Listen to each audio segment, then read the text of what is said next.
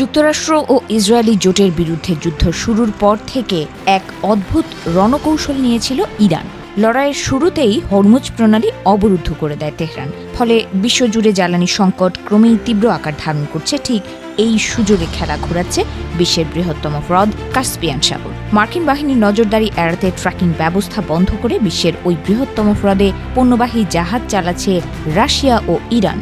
এর মাধ্যমে সবার চোখ ফাঁকি দিয়ে ইরানকে রাশিয়া অস্ত্র সরবরাহ করছে বলে ধারণা করা হচ্ছে। ইরানি মালভূমির উত্তরে অবস্থিত কাস্পিয়ান সাগরের কৌশলগত অবস্থান খুবই গুরুত্বপূর্ণ। এর একদিকে রয়েছে ককেশাস পর্বতমালা, আর অন্য অংশটি মধ্য এশিয়ার স্টেপ বা তৃণভূমি নামে পরিচিত। ইরানকে নিয়ে পৃথিবীর সর্ববৃহৎ এই হ্রদকে ঘিরে আছে মোট 5টি দেশ। সেগুলো হলো রাশিয়া, আজারবাইজান, কাজাখস্তান ও তুর্কমেনিস্তান।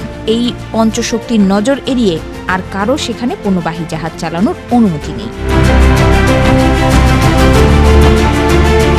সামরিক বিশ্লেষকদের দাবি, এই সুবিধাকে কাজে লাগিয়েই সুপার পাওয়ার যুক্তরাষ্ট্রের বিরুদ্ধে যুদ্ধ চালিয়ে যাওয়ার সাহস দেখাচ্ছে ইরান। কারণ তেহরান খুব ভালো করেই জানে, লড়াইয়ে অস্ত্রের ভান্ডার ফুরিয়ে গেলে বন্ধু রাষ্ট্র রাশিয়ার কাছে হাত পাততে হবে তাকে। মস্কো তাতে রাজি হলে অস্ত্রের সাপ্লাই লাইন হয়ে উঠবে কাস্পিয়ান সাগর।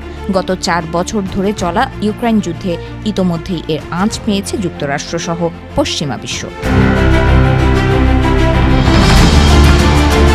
2023 সালে ইউক্রেন যুদ্ধের 1 বছরের মাথায় হাতিয়ার ও গোলাবারুদের সংকটে ভুগতে থাকে রাশিয়া। ঠিক তখনই ক্রেমলিনের দিকে সহায়তার হাত বাড়িয়ে দেয় ইরান। তড়িঘড়ি করে মস্কোর কাছে অস্ত্র সরবরাহের নির্দেশ দেন তেহরানের তৎকালীন সর্বোচ্চ নেতা আয়াতুল্লাহ আলী খামেনি। পশ্চিমা গণমাধ্যমগুলোর প্রতিবেদন অনুযায়ী 2023 সালে রুশ বাহিনীর হাতে মোট 3 লাখ আর্টিলারি শেল দেয় ইরান। এছাড়া একাধিক আগ্নেয়াস্ত্রের জন্য বিভিন্ন ধরনের কয়েক লাখ গুলি পাঠায় তেহরান। তালিকায় ছিল শাহিদ 136 কামিকাজে এবং মোহাজের 6 ক্ষেপণাস্ত্র বহনকারী ড্রোন। এর মধ্যে আবার প্রথমটির নকশায় সামান্য বদল এনে রাতারাতি তার উন্নত সংস্করণ বানিয়ে ফেলে রাশিয়া। নাম দেয় জেরান 2।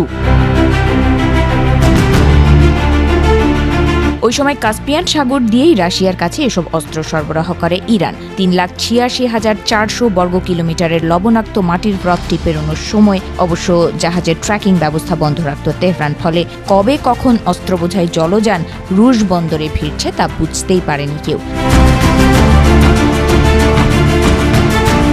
2016 সালে রাশিয়ার থেকে S-300 আকাশ প্রতিরক্ষা ব্যবস্থা হাতে পায় ইরানের ইসলামিক বিপ্লবী গার্ড IRGC।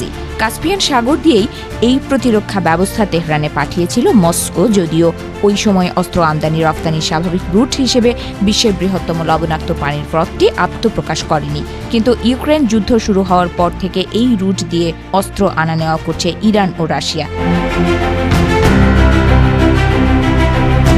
বিশেষজ্ঞরা বলছেন, যুক্তরাষ্ট্র ও ইসরায়েলের বিরুদ্ধে গত 1 মাসের বেশি সময় ধরে যুদ্ধ চালিয়ে যাওয়ায় গোলাবারুদ ও অস্ত্র সংকটে পড়তে পারে ইরান।